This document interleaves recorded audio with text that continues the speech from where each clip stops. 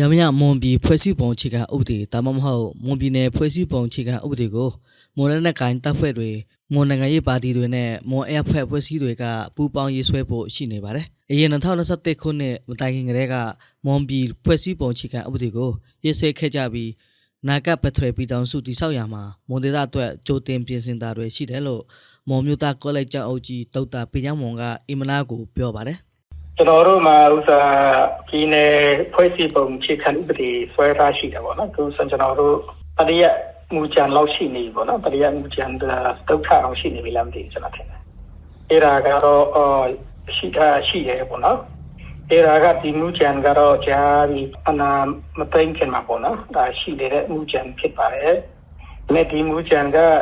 ကျွန်တော်တို့ဖက်ဒရယ်ပြည်ထောင်စုထူထောင်တဲ့အခါမှာအသုံးပြုဖို့ပေါ့နော်ဒါကရည်ရွယ်ထားရှိပါတယ်။ဒါပြင်မွန်ပြည်နယ်ဖွဲ့စည်းပုံအခြေခံဥပဒေမူကြမ်းကိုပြင်ဆင်သင့်တဲ့အရာတွေကိုပြင်ဆင်ဖို့ဖြစ်ဆွဲဖို့လှုပ်ဆောင်သွားမှာဖြစ်တာကြောင့်ပြည်သူလူထုတွေရဲ့ကြံပြုချက်တွေကိုလည်းရယူသွားမှာဖြစ်တယ်လို့သူကဆက်ပြောပါတယ်။2025ခုနှစ် EP လအတွင်းမွန်ပြည်နယ်မော်လမြိုင်မြို့ရမညနိကာယဓာတုမာလမွန်ပရိယတိကျောင်းတိုက်မှာမွန်ပြည်သစ်ပါတီဥဆောင်ကျင်းပတဲ့မွန်မျိုးသားညီလာခံမှာမွန်ပြည်သစ်ပါတီကိုယ်စားလှယ်တွေမွန်ညိုရေးပါတီကိုယ်စားလှယ်တွေအရက်ဖက်လူမှုဖွဲ့စည်းကကိုယ်စားလှယ်တွေတန်ဃာတော်တွေမွန်မျိုးသမီးဖွဲ့စည်းတွေနဲ့မွန်စာတင်ဖွဲ့စည်းတွေလည်းတက်ရောက်ခဲ့ကြပါတယ်။ရမရမွန်ပြည်ဖွဲ့စည်းပုံအခြေခံဥပဒေဒါမှမဟုတ်မွန်ပြည်နယ်ဖွဲ့စည်းပုံအခြေခံဥပဒေကိုအချောထားပြီးတဲ့နေသားမှာရှိနေပြီဖြစ်ကြောင်းဒါပေမဲ့ဖွဲ့စည်းပုံတွေဟာပြည့်စုံလောက်တယ်လို့ပြောဆိုလို့မရပဲပြင်ဆင်ဖြစ်ဆွဲတာတွေလှုပ်ဆောင်ရမှာဖြစ်တယ်လို့မွန်နိုင်ငံရေးသမားဒေါက်တာအောင်နိုင်ဦးကအင်မနာကိုပြောပါတယ်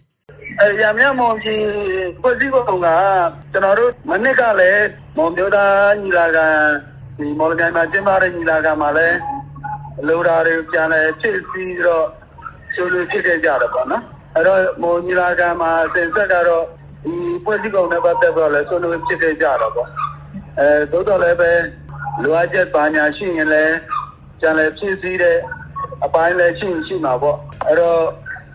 ရေးဆွဲထားပြီးတဲ့အနေထားအဲ့လိုရှိပါတယ်ဟုတ်မွန်မျိုးသားညီလာခံကဒီပြုတ်ရေးဆွဲထားတဲ့မွန်ပြည်ဖွဲ့စည်းပုံအခြေခံဥပဒေကိုမွန်လူထုတွေကသဘောတူလက်ခံကြတယ်လို့လည်းဒေါက်တာအန်ဦးကပြောပါတယ်။ရမရမွန်ပြည်ဖွဲ့စည်းပုံအခြေခံဥပဒေဒါမှမဟုတ်မွန်ပြည်နယ်ဖွဲ့စည်းပုံအခြေခံဥပဒေကိုရေးဆွဲရမှာမွန်ပြည်သစ်ပါတီမွန်ညီညွတ်ရေးပါတီမွန်အရက်ဖက်ဖွဲ့စည်းတီးနဲ့ပညာရှင်များကလည်းမိမိတို့မွန်ပြည်သူတွေလိုလားတဲ့ဖွဲ့စည်းပုံမျိုးပေါ်ပေါက်လာဖို့ရှေ့ရှုထားတည်တယ်လို့ဆိုပါတယ်။မွန်ပြည်နယ်မှာခြားသောလူမျိုးစုတွေပါနေထိုင်ကြတာကြောင့်လူမျိုးတစ်မျိုးစီတိုင်းမှာတန်းတူရေးနဲ့ကိုပိုင်ပြထမ်းပိုင်ခွင့်ကိုခြေခံဖို့လိုအပ်တယ်လို့ပို့မျိုးသားပက်ထရယ်ကောင်စီ PNSC ကတွင်းရမှုခွန်ဝေထူးကပြောပါတယ်။မွန်ပြည်နယ်ဖွဲ့စည်းပုံအခြေခံဥပဒေရေးဆွဲနေတယ်လို့သိရတယ်။မွန်ပြည်နယ်မှာ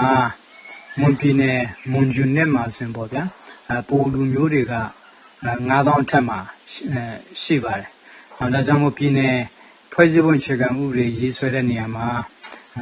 inclusive next ပေါ့နော်အားလုံးပါဝင်ရေးဆွဲတယ်ဆိုတာမျိုးကိုတော့ကျွန်တော်တို့စံတန်ဖိုးတစ်ခုအနေနဲ့ထားဖို့လိုတယ်မွန်ပြည်နယ်မှာမွန်လူမျိုးတွေအပြင်ကရင်ပအို့ပမာနဲ့ခြားသောတိုင်းရင်းသားတွေလည်းနေထိုင်ကြတယ်လို့သိရပါတယ်လက်ရှိရေးဆွဲနေတဲ့မွန်ပြည်ဖွဲ့စည်းပုံအခြေခံဥပဒေမှာမွန်ဒေသအတွင်းနေထိုင်တဲ့အခြားလူမျိုးစုများရဲ့ခန့်ကဏ္ဍတွေလည်းထည့်သွင်းရေးဆွဲထားတယ်လို့ဒေါက်တာအောင်နိုင်ဦးကဆက်ပြောပါတယ်ဟုတ်ကဲ့ပါတယ်ဗျအဲ့ဒါတော့ရမြဒေတာလို့ကျွန်တော်တို့ပြောရင်တော့လေဒီရမြမွန်ဒေတာအတွင်းမှာရှိနေတဲ့အခြားတိုင်းသားအဖွဲ့အစည်းတွေဒါကိုလည်း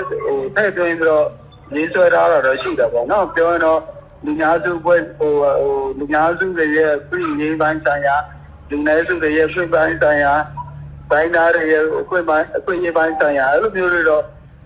ဌာနလိုက်တော့ပါပါတယ်ဟုတ်နောင်ဖြစ်လာနိုင်မဲ့ပက်ထရပြည်တောင်စုအတွက်မွန်ပြည်သူလူထုမွန်ဖွဲ့စည်းတွေကဥတီချက်တစ်ခုအနေနဲ့ရမရမွန်ပြည်ဖွဲ့စည်းပုံအခြေခံဥပဒေဒါမှမဟုတ်မွန်ပြည်ဖွဲ့စည်းပုံအခြေခံဥပဒေရေးဆွဲခဲ့ကြတာဖြစ်ပါတယ်။ဒါပေမဲ့ပက်ထရပြည်တောင်စုကိုမြည်သည့်အချိန်မှာတည်ဆောက်နိုင်ကြမှာကိုအတိအကျမပြောနိုင်သေးဘူးလို့မွန်နိုင်ငံရေးသမားတွေကပြောပါတယ်။2021ခုနှစ်ဖေဖော်ဝါရီလရက်နေ့စစ်တပ်အာဏာသိမ်းပြီးနောက်ပိုင်းစစ်အုပ်စုဥဆောင်တဲ့စုပ်ဖွဲ့နဲ့အမျိုးသားညီညွတ်ရေးဆိုရအယူဂျီဥဆောင်သောအစုပ်ဖွဲ့တွေဟာလည်းပထရေဒီမိုကရေစီပြည်ထောင်စုကိုတည်ဆောက်မယ်လို့အတီးတီးပြောဆိုနေကြပြီးလက်ရှိချိန်ထိအကောင့်ထဲပေါ်ဆောင်နိုင်ခြင်းမရှိတာကိုတွေ့နေရပါတယ်ခင်ဗျာ။